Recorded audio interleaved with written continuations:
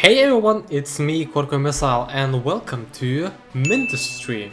I would have called it Mindustry, but Ustry makes no sense, so it's called Mindustry. Yes. Alright, so it's one of my favorite games, so you can uh, you can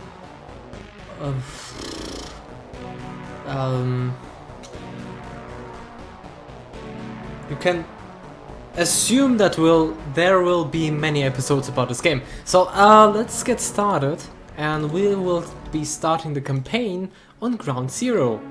The game is in German, so let me quickly switch that to English. No. And there we have it. Alright, so let's start with the campaign on Ground Zero. Red, low. Yeah, it's quite a tutorial in the beginning, so WASD to move, scroll to zoom in and out. If I move near the copper and click on it, I can mine it, and since I'm pretty close to my core here, it gets transferred directly into it. Select the drill tab, which is this one, and there I can place a mechanical drill to mine for me. Which uses resources, and I can see it uses 12 copper to build. Now if I place a few of them, I can afterwards connect everything with a conveyor. They will be transferred into the core. So now I can place turrets to defend my base from enemies, which is this tab. Now there is this duo turret, gun, whatever. Right click and drag to break blocks. Yeah, of course, yes, that's it. I can press space to pause the game. I can, yes, there's a research tree too, where I can get many different stuff, many different cool stuff. The router, for example, that's one of the important stuff here. Actually, everything is important. So I want to get as many things as possible. Yeah, for the research I completed it to 69% here, and I still need an additional 61 copper.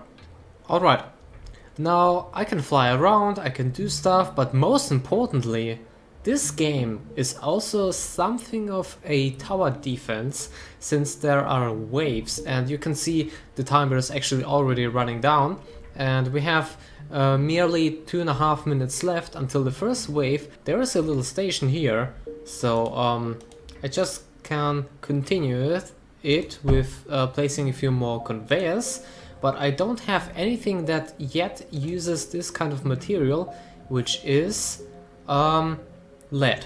Yes. So this is copper, this is lead, this is water. Everything else is there's nothing else yet except for this kind of stuff. That's a heat source or something, where I can later place a few energy sources that use heat. Yes. Then we have scrap, and scrap is also useful, but right now I don't have the technologies for actually using them. So let's actually get over here and let's see. There is this drop point. If I stay inside here, I will be eliminated as soon as the wave is activated, and there are a total of 10 waves. I could actually call for the first one already, but let's upgrade ourselves a little bit. Now how do I do it? First of all, I need to connect my turrets to actual material. Now you do it like this, and I will place another conveyor belt in this direction. Now I'll place another mechanical drill. One here, one there, and a few on the other side, like this. Now, upon placing a few more conveyor belts, I can bring in more materials to the base, like this.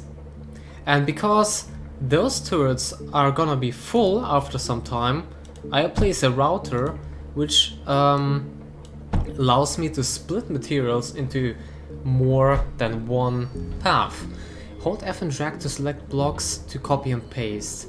Hold F and drag. Yeah, okay, I know that one. That's actually very useful.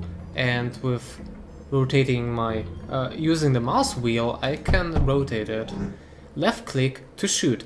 Yep, we actually have our first wave here. Now let's see the actual first enemy here. This is this guy.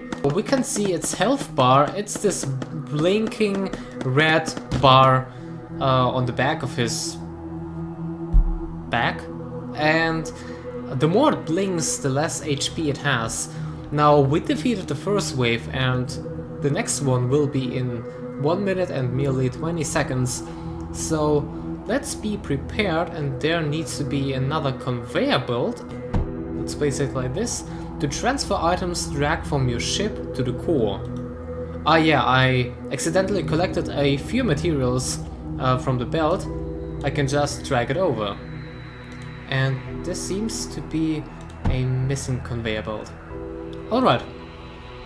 Now our turrets are ready, and you can see also see their range. That's not the biggest range they have.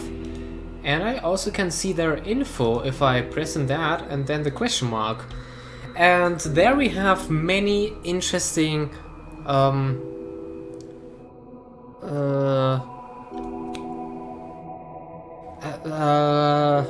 not abilities. We have many traits. I would say traits. We have many traits of this turret here. For example, its health, its size, its building time. That's the least important, the building time, I would say. The build cost is important. Now, there is also a liquid capacity.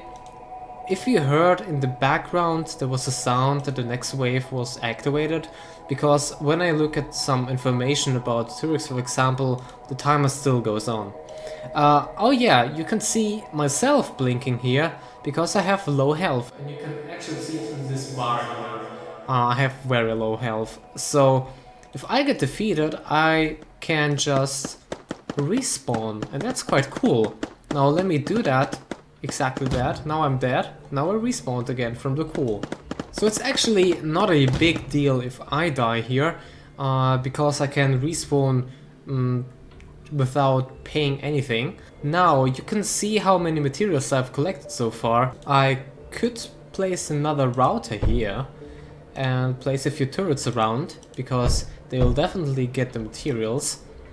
I could actually do the same on this side, placing a few more routers, and they will transfer the materials to those turrets here. Now let's play the distraction here, so they keep shooting at me and not the base. Yeah, it got hit a little bit, and I already lost a little bit of health, but that's actually not a big deal. Let's go to the research and finally research the copper wall. Nice, we have a small copper wall. There is a scatter which uses lead to fire, and that's actually against air enemies, flying enemies, yeah. And there are no flying enemies yet, but I think they will be in a few rounds. We actually should bring a little bit of lead to the base. So, because I have so many copper, I could actually just do that now and make a whole path from here to the base. So let's do it. Drag a few over here, a little bit over here, build downwards, build a long path down close to the edge here. Nice. Finally, everything will be moved to the core. So those two miners are doing a great job here. Now I found another place for mining lead, and it's actually cool that it still uses the mechanical drill. Trust me, there will be materials which need more advanced drills, but for now on, it's actually enough to have those. Now let's make a path like this, one tile to the side, and one like this. Great. Because we have that exposed, we actually need to protect it now, because, well, those enemies, they will attack my conveyor belts. And because I don't want them to do that, I need to, well, yeah, I need to exterminate them. Now, come on. Okay, I died here.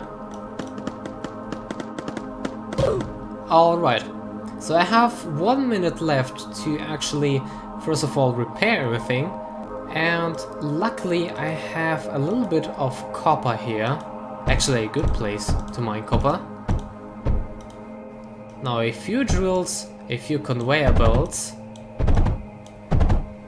and a few more routers to place the materials inside the duos should be a very good start. It requires some time to build, but I have all the time I need. One thing I have to mention is that every time there is an obstacle on the way, they will try to take a different route. So this is still okay, they can go from the left or the right side, but if I entirely close off this section, they will actually take the other path down to attack me. So I really need to be aware of that. Now, because I actually want them to be on this side, I'll place a few more walls like this, so they don't just switch the side accidentally.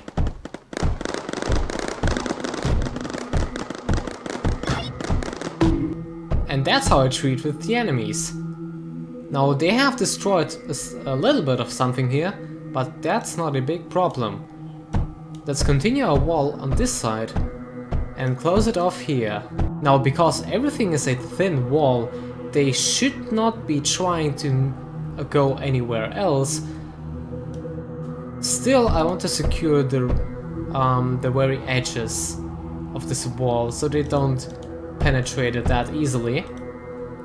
I could add a few more duos, and because they all need materials, I will connect this copper field so they have enough ammunition. Now let's place 2 rows of mechanical drills so that I still can access every drill here. It's kind of 3 rows now. And now let's place it like this, having a few connections here. And here we have it. They are getting filled up with ammo. Let's wait just a little bit, and some ammo should be in this duo pretty soon. Well, because both sides are transferring materials inside. Oh, yeah, and this is our first flying enemy. They are quite fast, but can be easily destroyed by using the scatters. Now, I still haven't researched that yet, so I really need to do that now. There's a scatter, it's almost done, still missing 760 lead and quite a bit of copper. So how are we going to solve it? Well, because those duos will be full in the near future. Let's place another mechanical drill like this, and we actually could make those two bring the materials down like this. Let's make 2 rows, but not too close to the lead field, lead line, because it's already pretty much occupied. And we'll make a way around here. And I would say let's make 2 ways, 2 rows, so they will still have enough place to place everything they need. Placing the conveyor belts is actually pretty easy in this game because you can just drag them around, and I really like this. So you can immediately select the direction you want to build in, on, off, to, into, something. Let's connect this field. This is quite a big field here, so let's take as much as we can. Of course I need to keep 1 open middle row, because I can't grab materials just from the middle. That would not be possible. And let's actually also make a few more rows here. Let's make 3 of them. All right. Yeah, I kind of forgot. There's another wave, and I have 1 minute and 40 seconds left. They actually breached one of my walls, so let's quickly repair that one. There is no such thing as a repair kit yet, but there will be one in the future. Actually, I can press pause here and start a planner, which helps me plan a a way to the base, and the timer doesn't run out.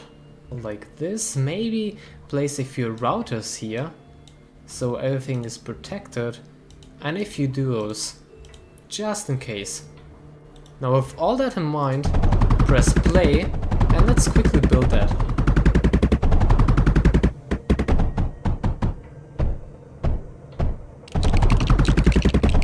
Nice. There's one more lead field I could use, and I could really use that so I get all the materials I need. So let's destroy all that scrap. Scrap walls. I can mine scrap. Oh, that's cool. I forgot about it. Now, if we bring that to the base, we'll actually unlock it now. Yep, new content unlocked. And if we go to our research and then switch to the core database, we can actually see how many different things we have collected now. We have the basic things like copper, lead, sand and scrap. We didn't collect any sand, but it's still something we know about. Then we have our building blocks like the conveyor or the junction. Oh, it's called the junction, okay. That's all what we know right now. There is no way to get water yet, because we don't have any pumps. And to transform water, I need glass. And unfortunately, for glass, I need to smelt sand. And there is no sand on this map. But that's actually not a big deal. Now let's hope that we survive that one. And you can see there's a bigger enemy this time, which is kind of equipped with a flamethrower. But we were able to protect ourselves. Okay, we have a lot of copper, but still not enough lead, so let's move on with building a good setup to collect the lead here. Let's research the bridge conveyor, and you can see how it works. Now you can see its distance, and okay, still with this setup I will not be... Oh wait! I haven't seen this path down here, so let's actually use this one. But there will be a problem with this kind of drill. What do I do with that? There's not enough distance in any direction. Sort of. So if I replace that drill over here, like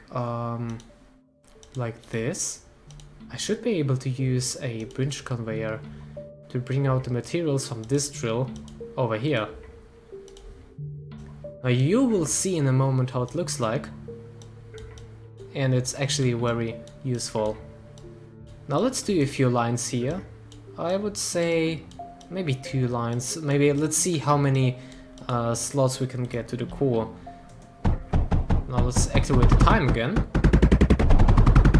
And you can see, yeah, this is how a bridge is connected. Alright, everything seems to be powering here, so let's build a few more conveyors to actually bring the materials to the base. Now I'm thinking about the 3 lines of copper we have down there, and I need to somehow get around them and bring the materials to the core. So let's quickly check how it looks like right now. Yeah, the core is pretty much occupied from every direction, so I might as well cut that to only 2 lines and this to only 1 line, and we actually would have 2 lines where we can place some lead. That should be enough. Go down here. Now we find ourselves in this situation. Go like that. down here. Or maybe, wait a minute. We don't have to actually build another line here. We can just reuse this one. If we place some routers here, delete that path. Okay, not quite completely, but if we go down here, not okay, almost. If we delete this tile, go over here, go down here. Now we can use it like that. Okay, let's check it out.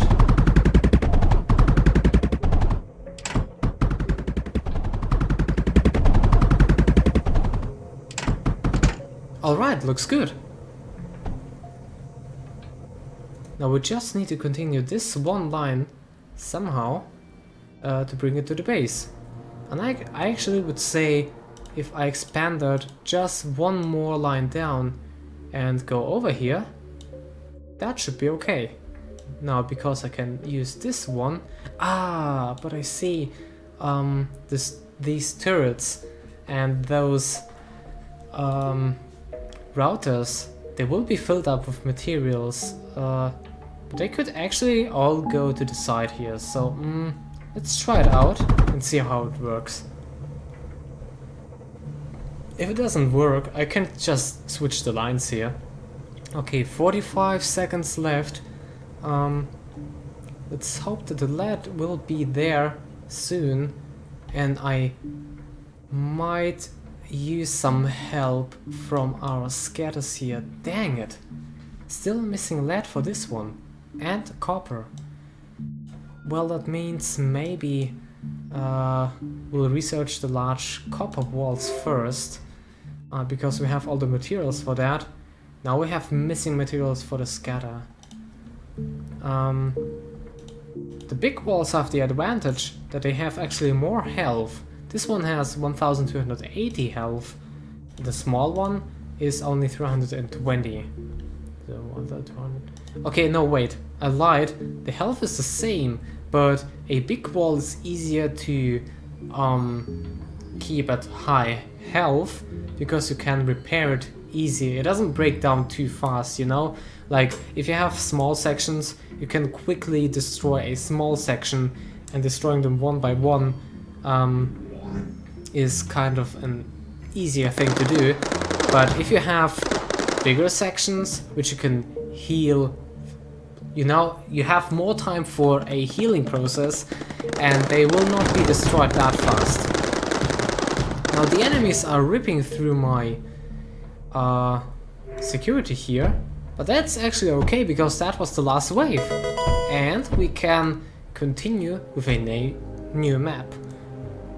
Alright, so that will be for the first episode, where you have seen the very basics. So thank you for watching, and I hope to see you in the next episode. Stay fresh.